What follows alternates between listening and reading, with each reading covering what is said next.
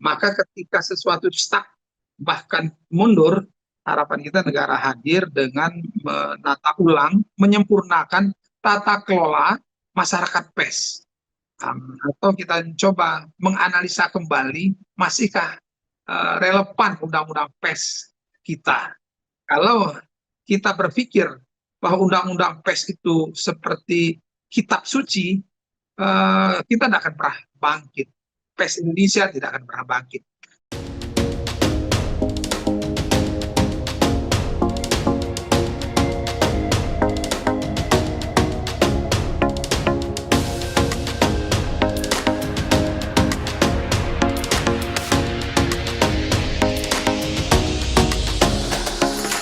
Bersama saya Bambang Sadiono di kanal Inspirasi untuk Bangsa. Mudah-mudahan kanal ini selalu bisa memberi inspirasi, motivasi, dan edukasi.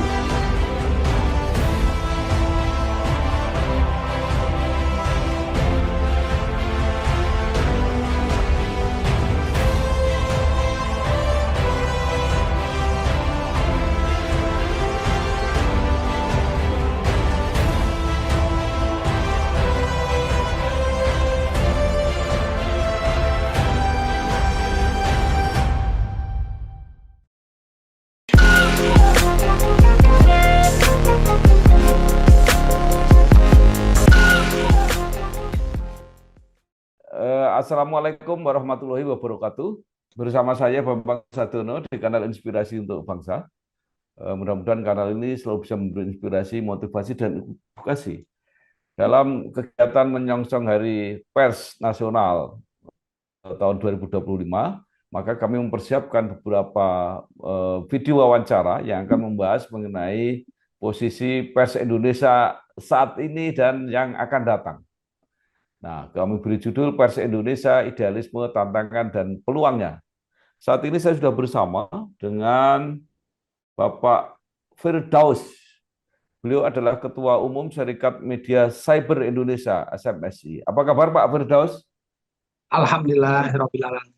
Ya, Pak Firdaus ini mulai karir di industri pers sebagai wartawan di Lampung, kemudian mengembangkan sendiri dan menjadi founder jurnalis boarding school, dan kemudian juga pernah aktif di PWI, di SPS kalau tidak salah, juga saat ini memimpin menjadi Ketua Umum Serikat Media Cyber Indonesia.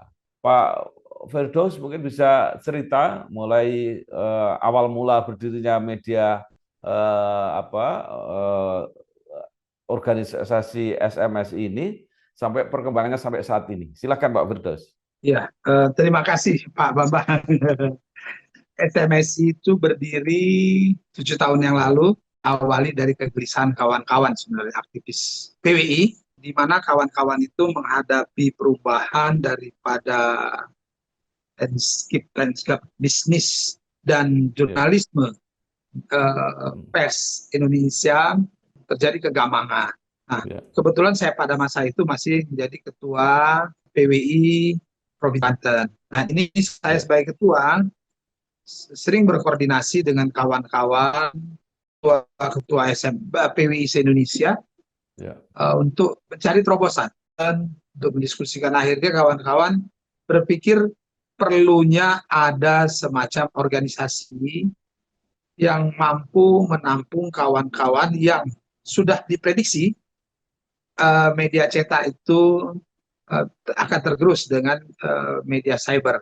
Nah, kawan-kawan yang sudah separuh jalan, separuh hidupnya ada di masyarakat pers khususnya media cetak, ini gampang, lantas kita siapkanlah perusahaan-perusahaan media cyber, mendorong kawan-kawan itu membangun media cyber, media-media sendiri yang sudah pensiun atau yang dipensiunkan cepat. Sementara mereka pensiun itu belum ada pegang kecuali mereka menjadi jurnalis, mengelola media baik bisnis, iklan, dan sebagainya. Akhirnya pada 2017 itu kita sepakati melahirkan organisasi Serikat Media Cyber Indonesia. Itu kira-kira. Baik, sudah 7 tahun SMSI.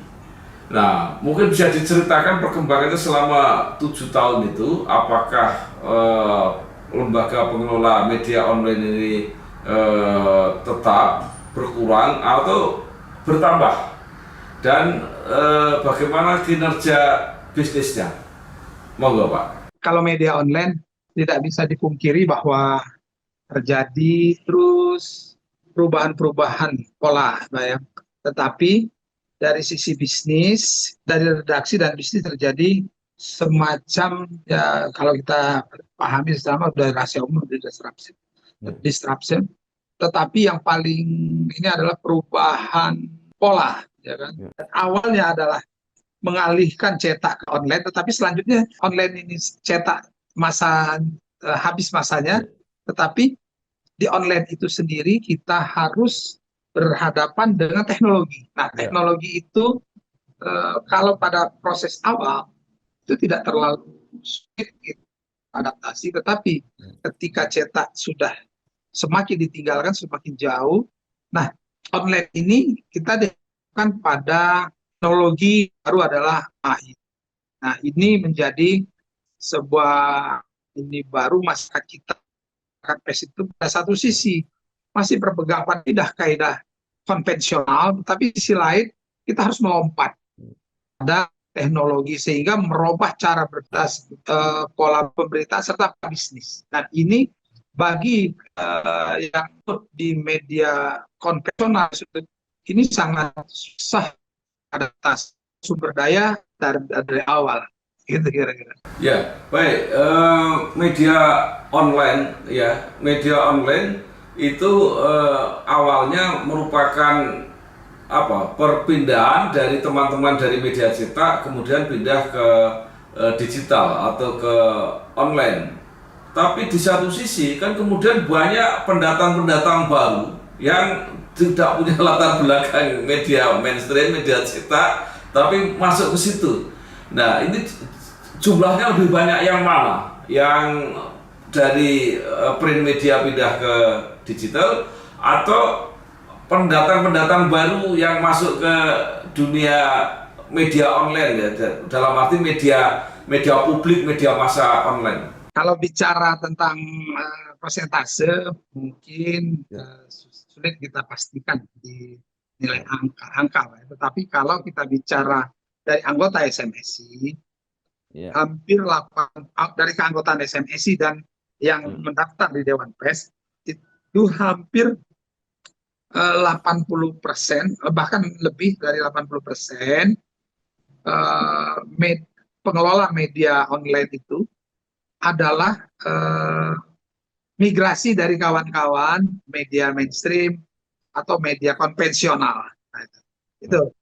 Tetapi yang muncul akhir-akhir ini itu memang banyak pengusaha-pengusaha media, tapi mereka punya modal untuk membangun media online.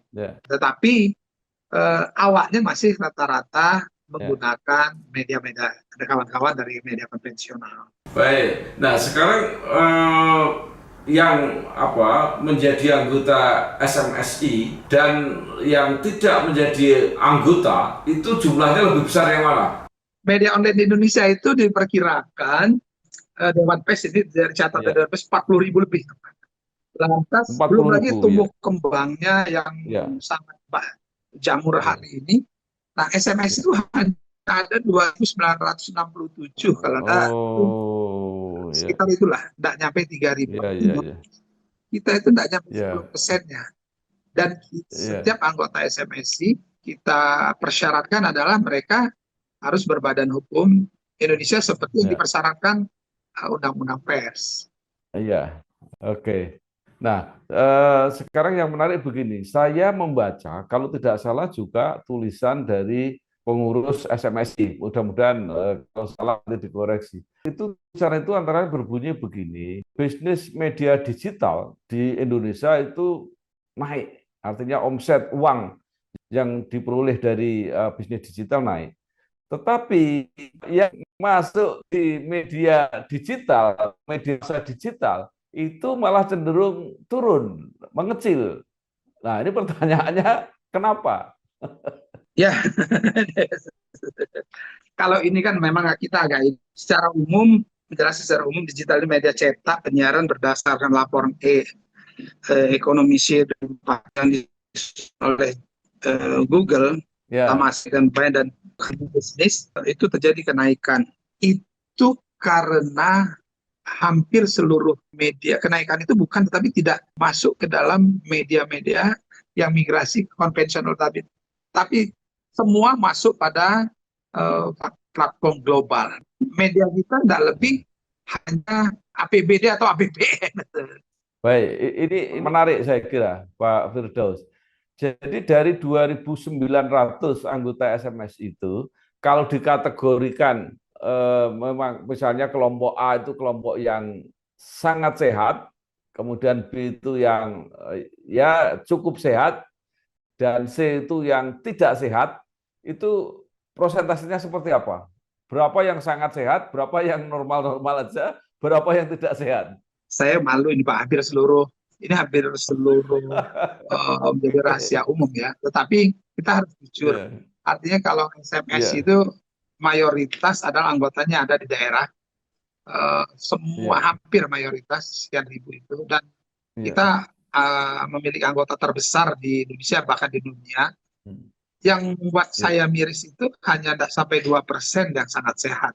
Tidak sampai 2%. Oh, 2%. Ya, Lantas tidak. yang cukup sehat itu mungkin di bawah 5%. Kalau yang sangat sehat itu mungkin itu di Eh, bawah 5%. ya, Misalnya ya, ya, itu hidup segan mati tidak mau. ya. Dan itu yang menjadi kendala. Oh, Dan hampir ya, semua ya, ya, ya, media online di Indonesia ya, yang notabene anggota ya, SMSI yang ada di provinsi itu ya, representasi dari media online di Indonesia. Jadi kalau kita berpikir ini ya, sangat jauh kita untuk mengejar ya. Oke. song-song Nah, sama. Jadi kira-kira sekarang kalau disimpulkan, media cetak sudah mulai berguguran, gitu ya, banyak sekali yang gugur. Tapi media cyber, media digital ini belum siap untuk mengganti. Kira-kira begitu. ya itu bisa dikatakan tidak siap, bukan belum siap, karena tidak akan pernah siap. Ini Ya, tidak pengalaman siap. saya memimpin itu Tidak akan pernah tidak siap. akan pernah siap Luar biasa. jika negara Ya. tidak hadir. Dan tidak Ya. hanya media anggota SMSI, tetapi seluruh media di Indonesia.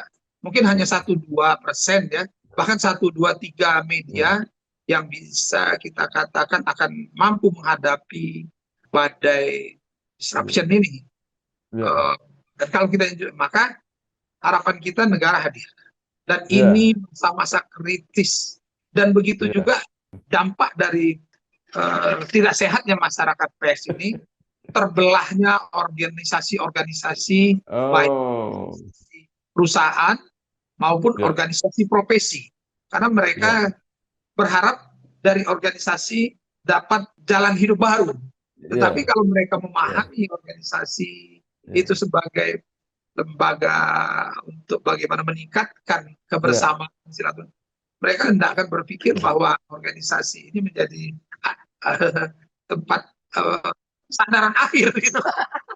Karena negara belum hadir, pilihannya organisasi, Pak.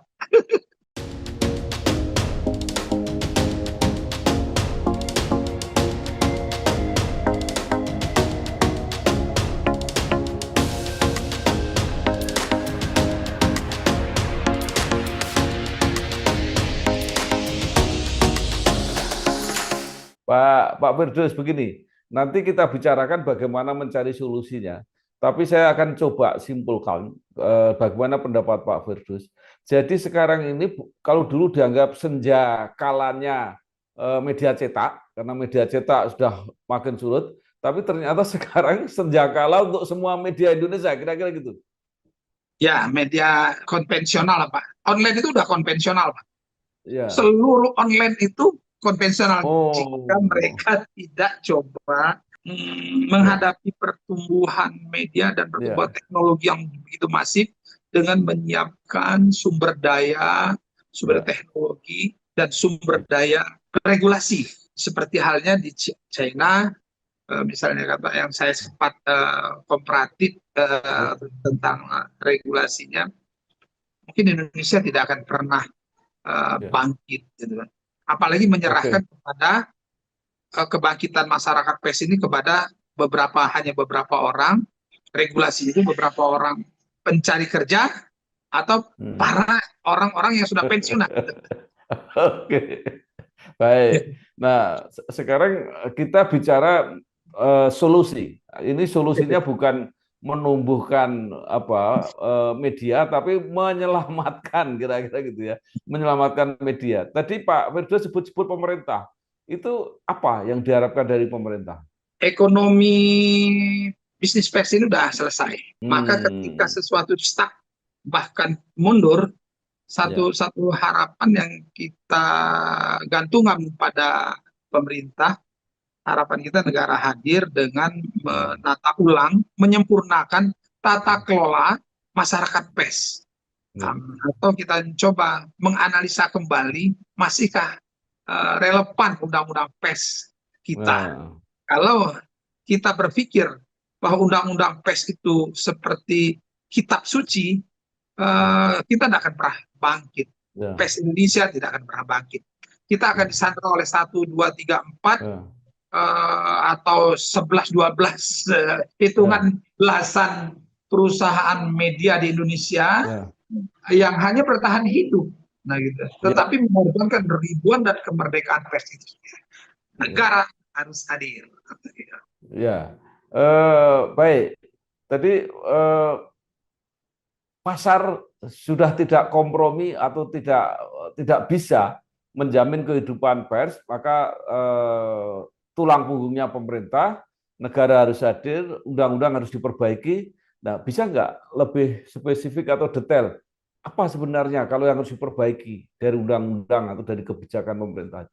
Ketika ekonomi kita sudah habis, teknologi Ya, kita, teknologi masyarakat pers kita tidak mampu meraih itu. Kita, sumber daya kita sangat ya, terbatas, gitu Pak ya. ya, Maka ya, satu-satunya kita serahkan ini kepada negara untuk maunya ya, negara apa dalam ya, rangka mendukung capaian Indonesia Emas ya pasti itu.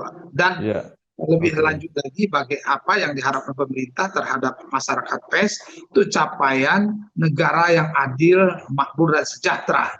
Artinya Ya, kita tidak lagi bagaimana mengedepankan politik, tapi ya. berorientasi kepada publik rakyat. Untuk itu tidak tidak salah kalau misalnya Dewan Pers nantinya Hmm. kita tidak merasa dikooptasi kalau negara menjadikan Ya, Dewan Pers itu menjadi bagian yang tidak terpisahkan dari negara. Itu ya, misalnya Menteri Penerangan karena diminta ya, ya. merangkap ketua Dewan Pers. Lantas Ya, tetapi ya, ya, ketika di bawah ya, anggota oke. Dewan Pers itu sendiri memang Ya, representasi dari seluruh komponen masyarakat pers. Artinya ya. organisasi pers kedaerahan atau sektor Hmm. misalnya jurnalis muslim dia Ya, menjadi dia ya, seperti awalnya reformasi dia menjadi konstituen Dewan Pers. ya, Jurnalis Aceh menjadi konstituen Dewan Pers, jurnalis Katolik, Buddha, jurnalis Bali, ya, sehingga semua terakomodir di situ. Bagaimana nanti memilih? Nah kan bicara ini kan kursi. Nah memilihnya ya, regulasinya kita atur saja. Misalnya yang punya ya, anggota sekian, punya suara sekian, atau bergabung pada waktu pemilihan. Tetapi ya, mereka konstituen Dewan Pers. ya, Sehingga ya, negara, tangan negara itu hmm, sampai ke seluruh masyarakat ya, masyarakat pers Indonesia yang ada di Bali, di Pidi, ada di Papua, ada yang Papua Pegunungan sampai. Dan itu kenapa harus dilakukan itu? Karena sampai hari ini tidak akan mungkin dengan anggota yang terbatas, informasi yang ya, sesama, kebijakan-kebijakan yang ya, terdistorsi akan mampu menyamakan visi masyarakat pers ya, untuk membangun Indonesia adil sejahtera. ya, oke. Jadi Pak Firdaus, jadi kira-kira bahwa sekarang kondisi pers, kondisi media, baik mainstream, konvensional, online, digital, jadi secara keseluruhan ini kira-kira sedang limbung karena pasar yang diharapkan akan membantu ya, terutama media online ini ternyata tidak friendly, jadi akhirnya membutuhkan bantuan dari negara atau dari pemerintah. Jadi kira-kira itu kesimpulannya, Pak ya. Tidak mungkin, tidak mungkin kalau negara tidak hadir. Hanya Oke. belasan perusahaan saja yang sehat dan itu pun terus terjadi penurunan. Ya, Kebetulan kita intens bicara tentang ya, pendapatan ya, media baik mainstream maupun ya, apalagi yang ini. Itu terjadi penurunan. ya, Dan oke. kembali itu dinikmati media Ya, platform global dan ya. medsos. Oke, terakhir pertanyaan saya, Pak Firdaus. Tadi menyebut-nyebut Dewan Pers. Jadi Dewan Pers apa? Tidak mampu atau kehilangan kendali atau tidak berfungsi maksimal atau apa terhadap media atau pers nasional ini sehingga tidak bisa memperbaiki keadaan. Saya tidak akan bicara, mungkin ini kelembagaan saja, Pak ya. Ya, Kalau bicara maksimal, tidak berfungsi, parameternya saya susahkan, Pak ya. ya, Jadi ya, subjektif. Saya melihat kan kita harus mengoptimalkan anak bangsa di sebuah lembaga, ya, sehingga lembaga itu bukan hanya tempat kumpulan pencari kerja, pensiunan, atau para pengangguran. Karena Mbak, kita bicara independensi itu bicara tersikap. Nah, karena ya, sikap misalnya seseorang anggota Dewan Pers, mohon maaf, anggota Dewan, kalau saya anggota Dewan Pers ditawari misalnya staf ahli menteri, saya harus mengundurkan diri. Berarti posisi anggota Dewan Pers itu di bawah jauh sekali karena ini karakter pencari kerja. Ini contoh ya, misal lah ya. ya, ya, Ini ya, ini hal teknis, Pak. Tetapi ini, ya, nah, misalnya saya ketua umum SMSI ditawarin tenaga ahli menteri atau saya kan kaget. hmm, Ini kan melecehkan bukan Firdaus, tapi berarti lembaga saya ini di bawah kendali menteri, ngapa enggak? Sekarang Dewan ya, Pers, tata kelola langsung kita serahkan saja ini gitu. ya, Daripada masing-masing, ya kan, ya. para pencari kerja ini berkompetisi untuk mendekati menteri atau Oh, kooptasi gitu Pak. ya, Hal ini oke, oke, bukan baik. pemerintah yang akan Ya, mengkooptasi, tetapi ya. kita minta dikooptasi. Ya, oke. Pak, paling akhir Pak Firdaus, ini kan Februari Hari Pers Nasional. Apa yang Pak Firdaus harapkan atau ingatkan kepada teman-teman yang masih berada di komunitas pers nasional?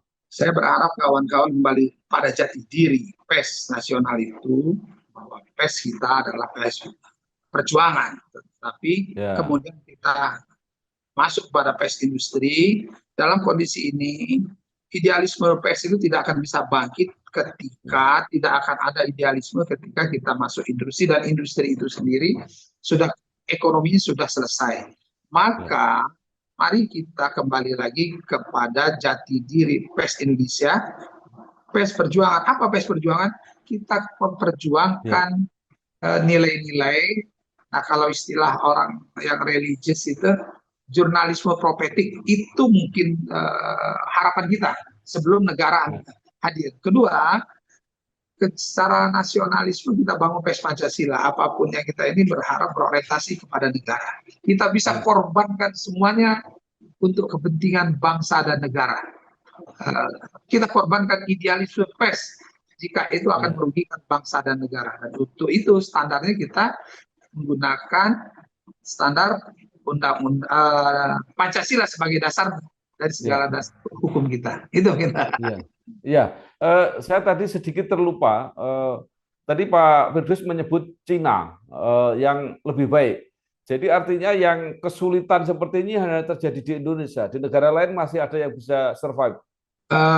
Kalau kalau informasi dari diskusi saya belum baca datanya, Pak. Kalau Ya, Cina itu kan jelas bahwa mereka membatasi informasi yang berkembang hmm, itu yang pasti. Lantas membagikan informasi bagaimana memperkuat bangsa dan negara. Kalaupun secara ekonomi mereka ada semacam jaminan kan, Pak. ya, Walaupun itu dibatasi jumlah media yang berkembang.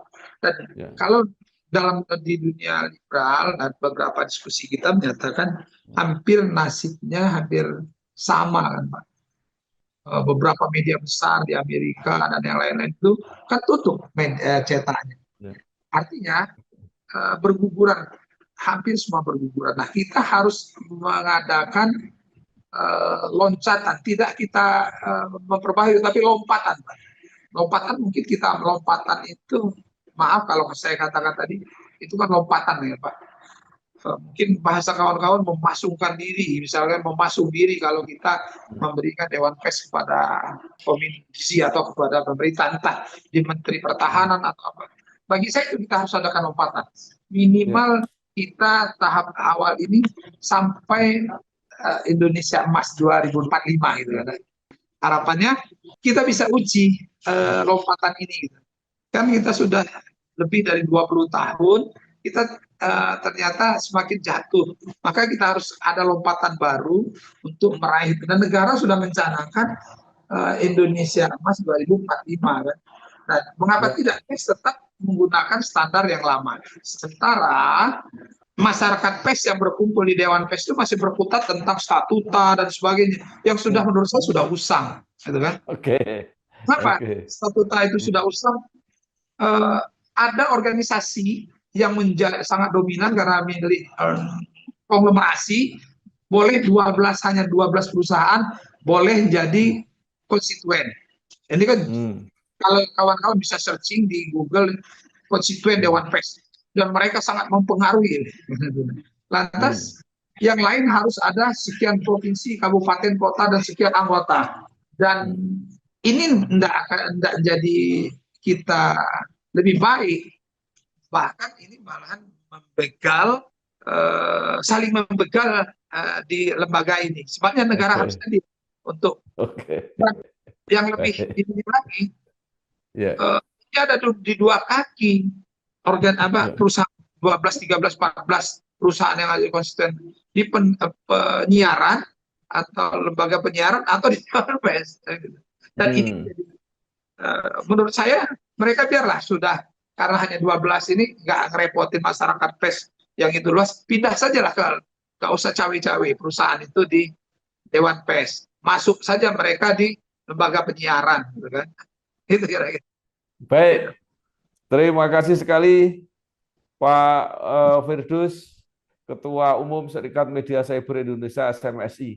Mudah-mudahan ini menjadi pemantik diskusi untuk mengetahui posisi eksistensi pers Indonesia, baik yang cetak, penyiaran, online, dan dengan segala namanya.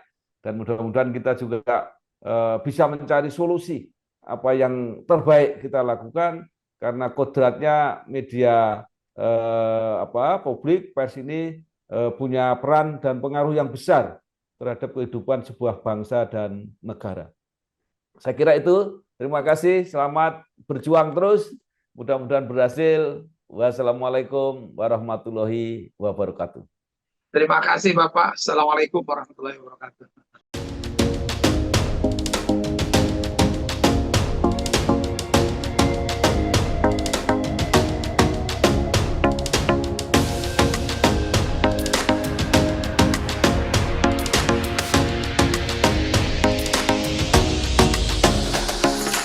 Bersama saya Bambang Sadiono di kanal Inspirasi untuk Bangsa. Mudah-mudahan kanal ini selalu bisa memberi inspirasi, motivasi, dan edukasi